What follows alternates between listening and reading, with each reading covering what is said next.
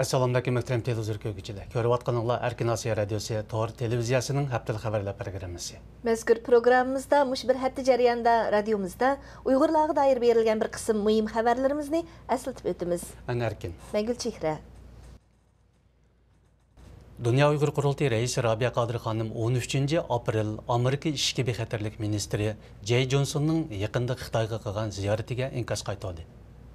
O Amerikanın başqa dövlətlər bilan terrorluqqa qarşı hamkorlik elib berishiga qarshi emasligini, biroq har qanday shakldagi hamkorlik Uyg'urlarning kishilik huquqi vaziyatini nazarga olish kerakligini bildirdi. Rabia Qadir Xanım mundaq dedi: Xitoyning siyosiy va diniy bisimiga norozilik bildirgan Uyg'urlarni terrorlikqa bog'lab bostirayotgan ahvolda Amerikaning Xitoy bilan shartsiz hamkorlik elib berishi ularga xato signal berib qo'ydi. Hatto Xitoyning Uyg'ur kishilik huquqiga davomli buzg'unchilik qilishiga yo'l ochib berdi. 10 aprel günü Xitayning Guangxi Zhuangzhou avtonom rayonluq ana balalar doktorxonasi jiddiy uqtirish chiqarib, ishchi xizmatchilarning Şinjanlıqlarni ko'rgan aman qo'g'dash bo'limiga xabar qilishni talab qilgan. Bu uqtirish doktorxona tavalligida terrorlikqa qarshi hushyorlikni kuchaytirish haqida jiddiy uqtirish degan mavzuda chiqarilgan va tamg'i besilib qizil boshliq hujjat holatida tarqitilgan.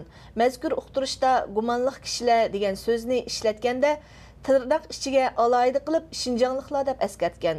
Guangxi Zhuangzhou avtonom rayonluq ana balalar doktorxonasining qo'g'dash bo'limi mazkur uqtirishning 10 aprelda chiqarilganligini, ammo 2-3 kun o'tmayla amaldan qoldirilganligini bildirdi.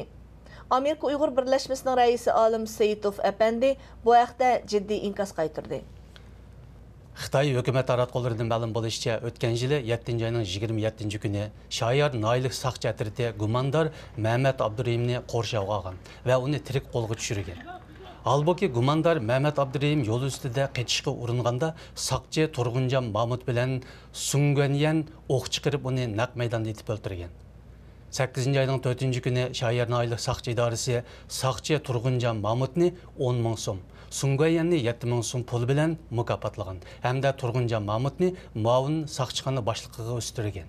Gumondor Mehmet Abdurahimga o'q chiqarishda qilchi ishkilanmagan saqchi Turg'unjon Mahmud mazkur voqeaning axborotga oshkorlanishidan qo'rqib, radiomiz muxbirining savollariga javob berishdan o'zini qochirdi.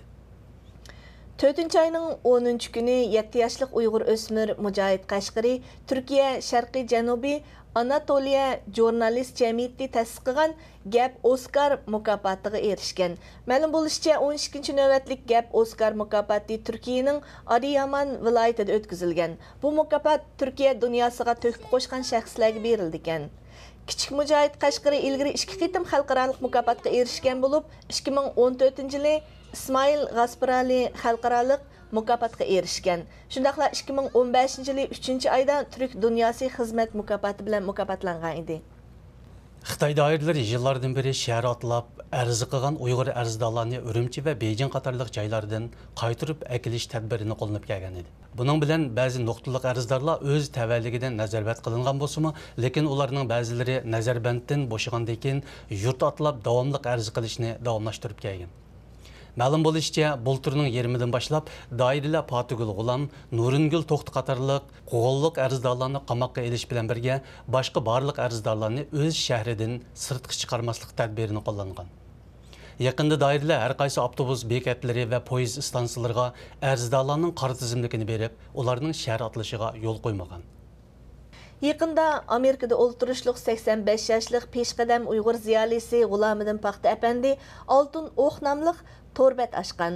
Bu torbatga Uyg'ur tarixi, adabiyoti, madaniyati va boshqa turli sohalarga doir kitob va materiallarning elektronlik nusxasini qo'yishga boshlagan. G'ulomidin apandining bildirishicha, Oltin o'q nomli bu torbat ilmiy va akademik o'lchamda Uyg'urshunoslik tadqiqoti uchun material hamda tarixiy hujjatlarni yetkazib berishni maqsad qilgan ekan. G'ulomidin Paxta apandi o'zining umr bo'yi yiqqan har xil tildagi qimmatli kitoblarni, tarixiy qo'lyozma asarlarni va hujjat materiallarni mazkur torbat orqali o'qirmanlarga taqdim qilgan. Muhtaram televizor ko'rguvchilar, yuqorida Erkin Osiyo radiosi Tor televiziyasining haftalik xabarlar programmasini ko'rdinglar. Kelar hafta ko'rishguncha omon bo'lg'aysizlar. Xayr xo'sh. Xayr xo'sh.